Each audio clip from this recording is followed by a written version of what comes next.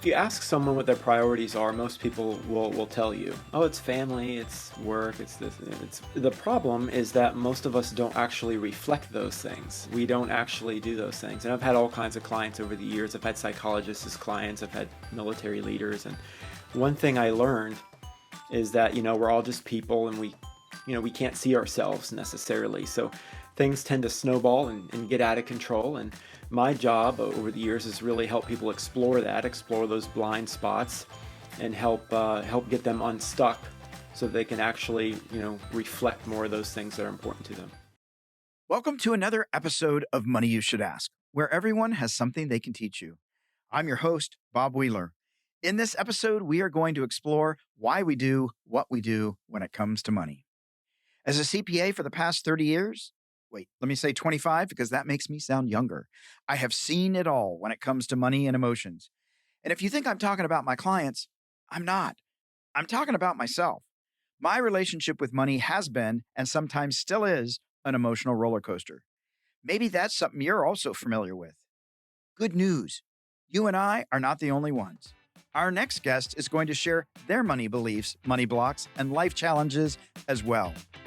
Buckle your seatbelt and enjoy the ride.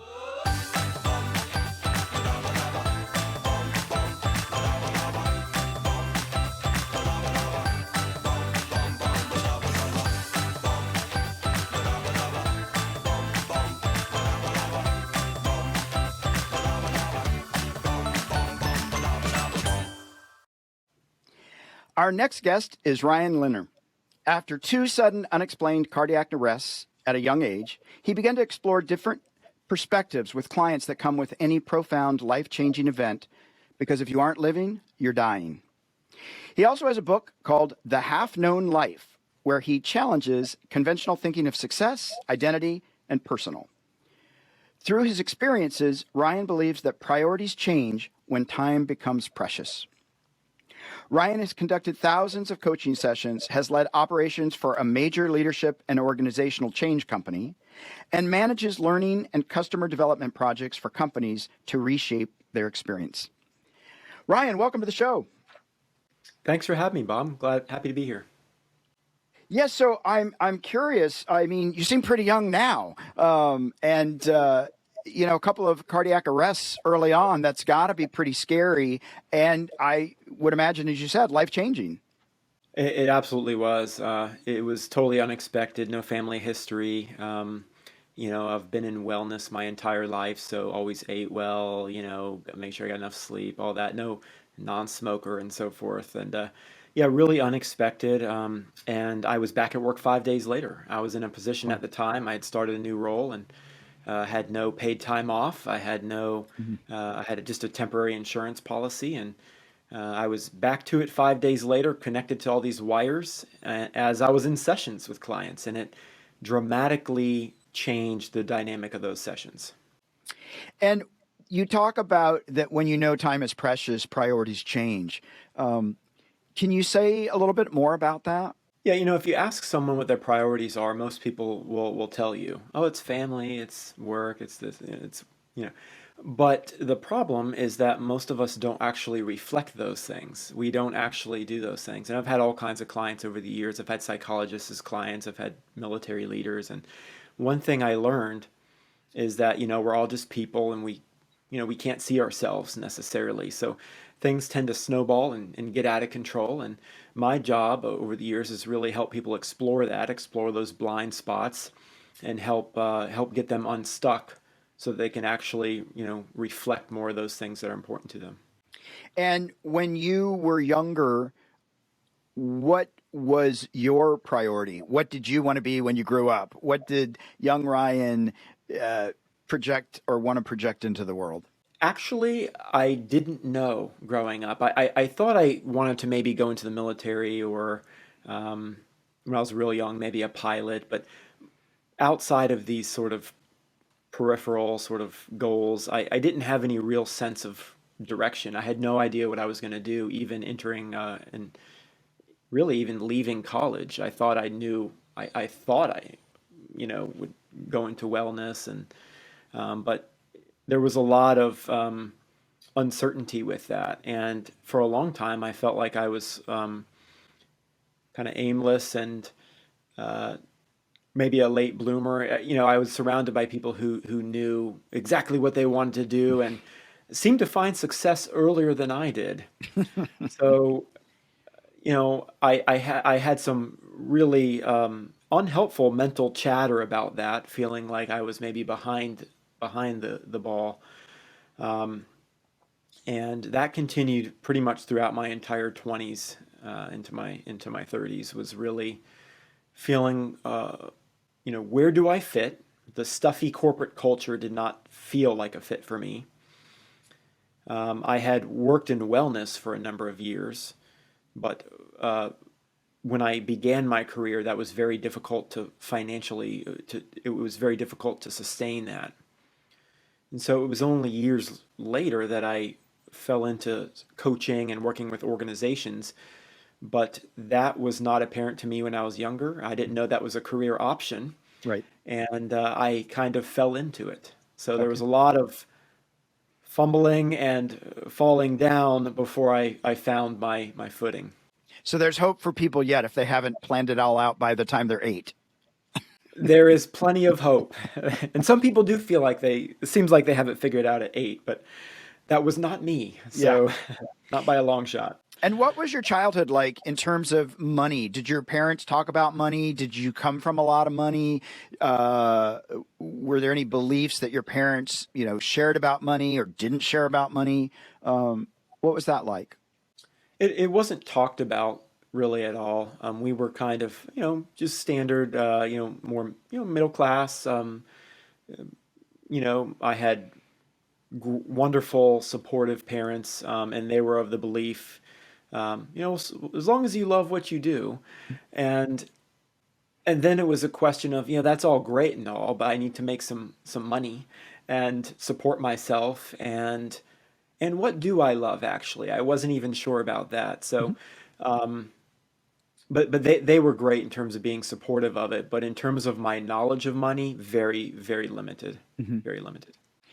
And I can only imagine that if I had just had a major surgery and I needed to go back to work in 5 days because I don't have any financial, uh, you know, net to save me, that's got to add some stress. And I'm wondering if you can talk a little bit about that. I mean, realizing, oh my God, I've got to go. Like, I don't have a choice.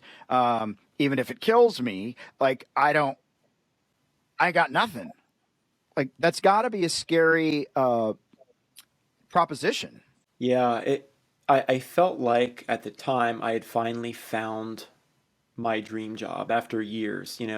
For years, um, I took every odd job I could. I mean, I did very difficult sales work, door to door type sales. I mean, I could tell you all stories about, I painted fences. I mean, I did every possible, I made trinkets in my home and sold them. I mean, I did every possible job. And when I finally found my first coaching role, I loved it. But again, I was there only a month or something like that. So before all the benefits kicked in, and yeah, then the medical bills start rolling in, and you have that panic of how can I do this? Because it's a tough spot to be in where you have to choose. You want to do what's the best for you health wise, but it's sort of health versus finance. Like it shouldn't be like that, right? So Right. yeah, it was just me muddling through it, and times were tight. I mean, times were really tight, and it was just living very, very minimally for a long time. And did you have a preconceived idea of what success was and how it ought to be that then dramatically changed? What was that process, and why is it important to share this message with people that there might be a different way? Absolutely, I did. I felt like success is what the people around me had, but not me. And, I had friends, and I knew what they made. I knew what their careers were, and I just never felt like I would fit into any of those roles. I mean, I had friends in big corporate jobs and big, and it just wasn't for me. Not that there's anything wrong with those. It just wasn't for me. So, um, and I felt like the industry I was interested in uh, at the time, it was very difficult to make ends meet with that. So I felt definitely that internal conflict. But then I realized success, it's just a word, Mhm. and for me, it's about how I changed a lot about how I thought about money as well. When you're living minimally like that, I didn't care about having the fanciest car or any of those types of things. It was really, I thought money would be a wonderful tool. Mhm. It would be a wonderful tool for me to get where I was going. And what I discovered in the coming years was, um, and this is great, I think, for people to hear as well, is what is success for you may not be something you've thought of yet. It may not be something has even occurred to you. It's not, I think when we're younger, we're under a lot of pressure, especially as we leave, school or something. We're under pressure to think of the title in our minds of the role that we're going to have. You're this. That's you. And I think we put too much pressure on ourselves to make ourselves into this role. And what I work with clients is, I help them understand you're not a role, you're a person, Right. which is great. And what I have worked with, my specialty is transitions, and it's really helping people Mhm. shift. I help people change careers. I help people, um, leverage the skills that they have. And it's likely that your path could be something that you haven't thought of yet. Mhm. And you really need to rethink the word success and what does that mean for you? And for me, it's about having a life that's peaceful, about having a healthy relationship with money where I can use it as a tool, and not compare myself to others so much. That's really important as well. Yeah. And when people are pivoting, are most people pivoting because they're unhappy? Are they pivoting because they've been let go? Um, like what? Why do I come to Ryan? Like what's? And now you're going to help me find a better path. You're going to actually help me tap into my potential or something that might be more fulfilling. Like, what's my impetus? Uh, I've seen all of those instances. One very common one I've worked with a lot of people is they go through sort of an identity crisis. Say you're a soldier, you've been a soldier for 30 years in the military, now it's time to find something else. And but they were a soldier, and that's what I am, right? And then they are, well, now what? Because I don't know what I am now without that. Right. Well, you're still you, and chances are your spouse or family, they don't call you sergeant, is my guess. Maybe they do, I don't Right. know. But you're still a person, and you don't have to create yourself into this other role. You're just you, and you'll be yourself tomorrow as well. So the important thing is, what do you like? What are you interested in? Start there. But yeah, I work with people with job loss as well, unexpected job loss in some cases, and what's next. And there's so much usually anxiety involved with that. There's a lot of identity sort of crisis involved with it.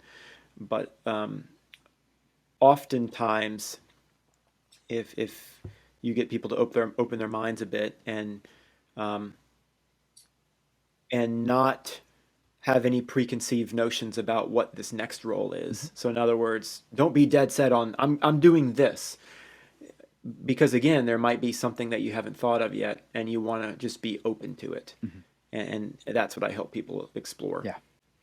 And what prompted you to write a book? You wrote this book, and it just one day you woke up and said, "I got to write this book." It happened over time. What was that process like? Well, it took me about 10 years. So again, stick with it, everyone. Your friends all had 6 books out, right? And you were, Yeah, yeah, uh yeah. huh, But yeah, it went through different iterations, and I'd work at it, and then it it just that was just the life cycle of it. It just took me that long from when it was initially just a seedling, and just sort of growing it over those many years. Um, and that's when my event happened. It was probably about 10 years, over 10, a little bit over 10 years ago now. 12 years, 12, yeah, something like that. But it, for me, I grew up as an introvert. Well, still am an introvert, but I grew up with really bad anxiety as well. And that's what drew me into one of the things that drew me into coaching, I think, is being just interested in it, for Mhm. myself. And again, as I said, never knew it was a career option. So I fell into it. And I think me expressing myself and working with clients, I think I'm much better in writing, Mhm. doing that. That's what kind of led me to it, is I think I could communicate it better that way. Yeah. And I want to touch on this a little bit because I think people sometimes have a misconception that if someone's an introvert, they're not going to be able to actually speak to anybody ever. And clearly, you are doing that. Um, can you tell me a little bit about of that struggle of wanting to keep it more inward, and yet forcing yourself, pushing yourself to go out and be more of an extrovert? Sure, sure.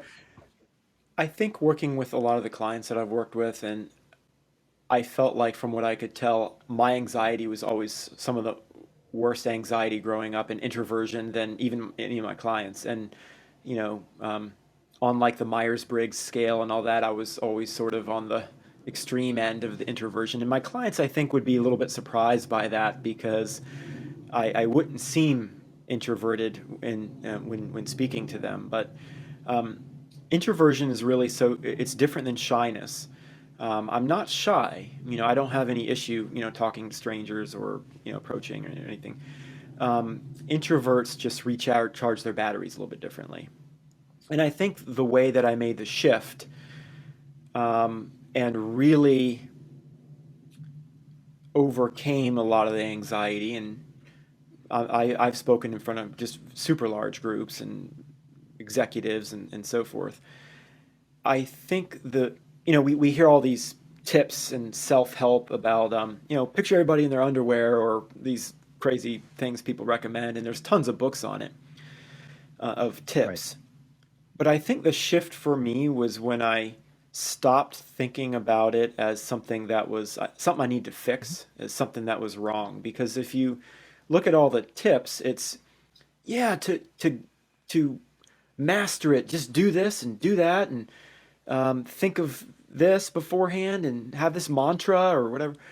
And for me, it was, I just stopped thinking about it as something wrong. And if you own it, if you own your introversion, a lot of that fear type stuff, the anxiety dissolves a little bit, because suddenly, what if you even love it about yourself? And eventually I said, you know what? I love my introversion. I love it. I wouldn't have it any other way, because introverts, sometimes they make great leaders. They're introspective at times.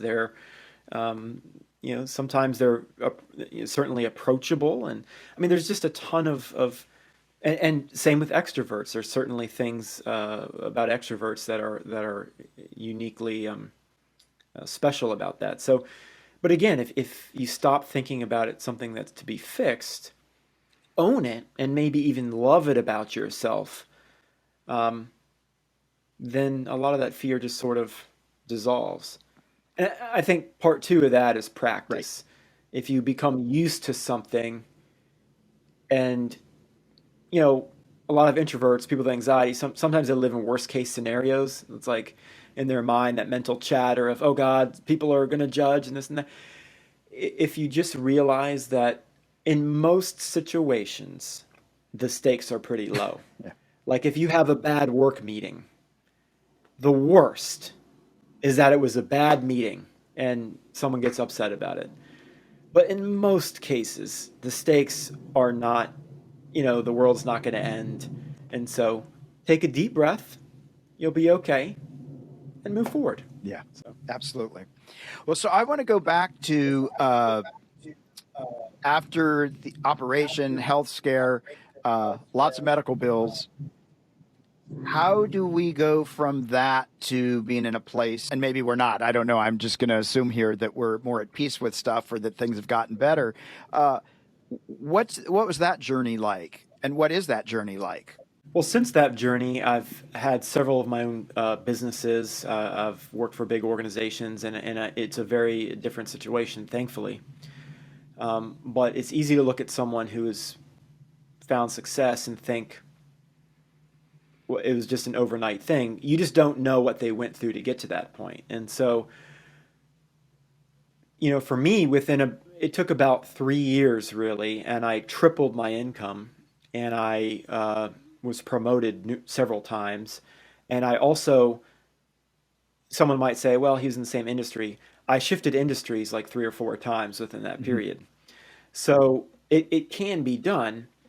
It's just about figuring out. Um, yeah, it can be done. It's just about how to, I would say, build your understand what in terms of the career market, what is needed and how to build your value to match that. So in other words, you're talking about resumes, interviews, skills you need to acquire. How can I build my value and have a good value proposition in a way that I can communicate and allow myself to shine and know exactly what I need to say and do to achieve that, if that Mm-hmm. makes sense. And I work with people for weeks and weeks, kind of navigating that. And when you started when your money tripled, did you change your spending habits? Did you now go out and get a nicer car, get a bigger place to live? Like, did anything change? And if it didn't, how did you control the urge that many people have to say, "Oh, well, I have more money. I need to get rid of it quicker so I can get back to my uh, the bank balance I'm used to," or whatever it might be. Well, to be honest, I think the lifestyle improved a little bit, but I would say 90% was okay, I have a tool now. And I think for a lot of people, I've worked with, six-figure earners who are still, paycheck to Right. paycheck because it's, they, um, but for me, I started to use it as a tool, and I looked at, you got your liability column and you got your asset column. So how can you use it in a way that's going to help you down the line? And that's kind of how I thought with it is, there are some things I'm interested in, which is great, but is that going to, build up that asset column, or is that more of a liability? How often do you think about money and finances during your week?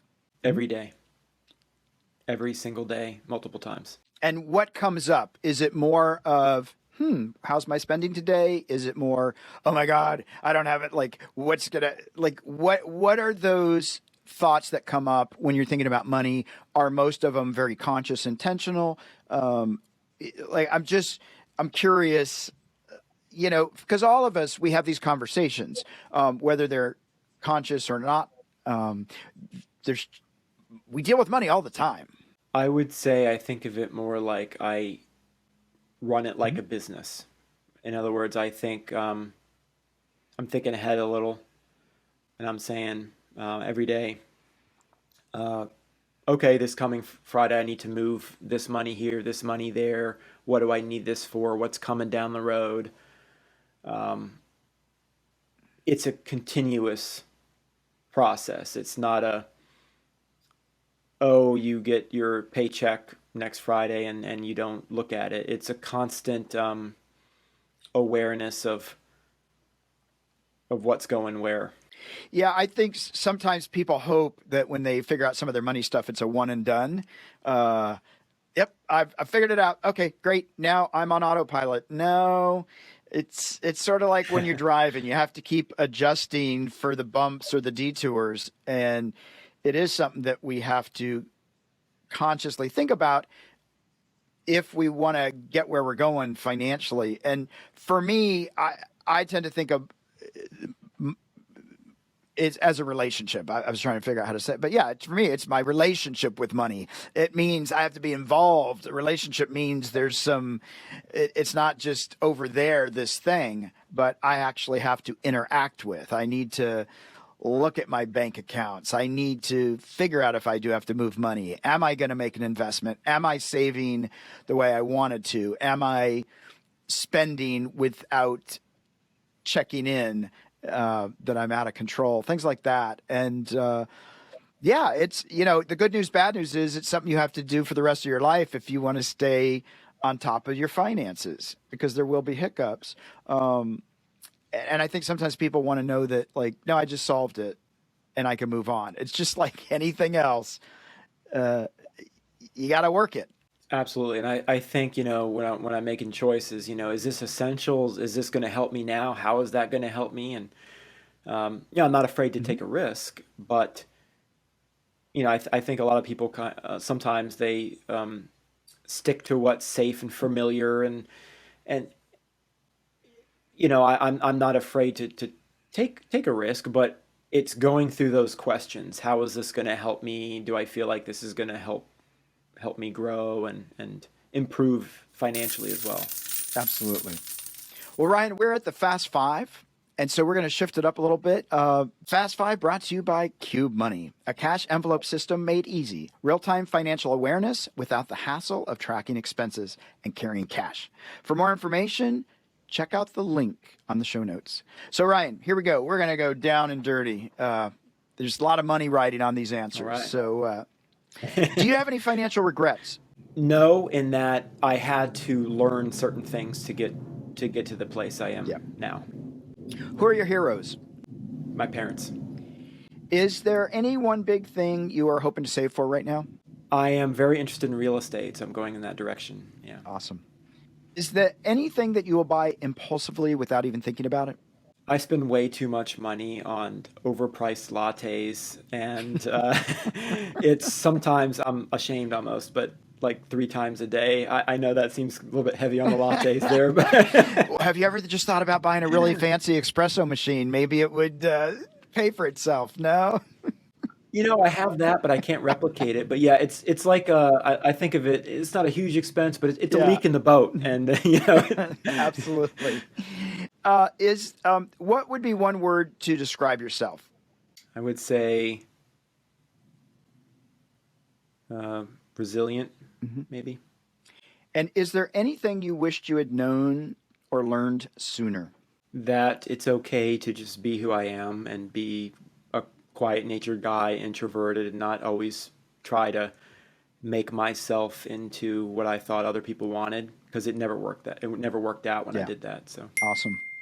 All right. Well, we are at our M&M moment, our sweet spot, money and motivation. Do you have a practical financial tip or a piece of wealth wisdom you could share with our listeners, something that's worked for you?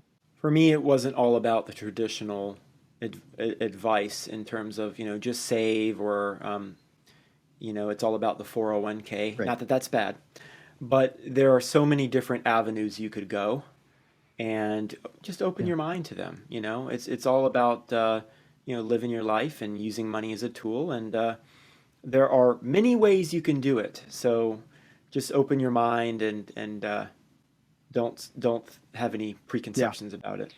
Well, Ryan, as we've been having this conversation, I really appreciate the fact that you have this awareness that time is precious.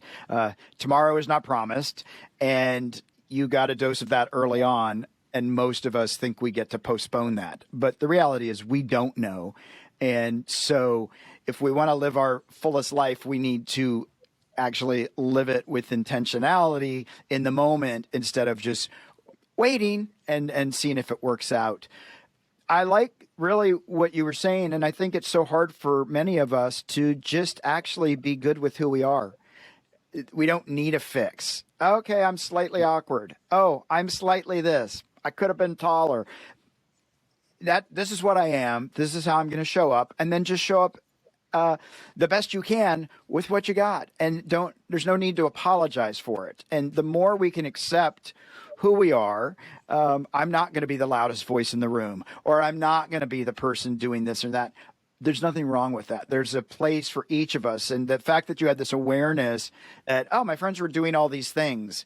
Yeah, that just doesn't fit. And being okay and trusting that you actually know what's a fit and not a fit versus everybody telling you, no, you should really probably do this. You need to get out more often and speak up a little, whatever it is. And I think that's so important for so many people out there that think they can't move forward or have full success because they've defined success as being able to be loud, being able to be seen, being able to articulate. And we all get to show up how we show up.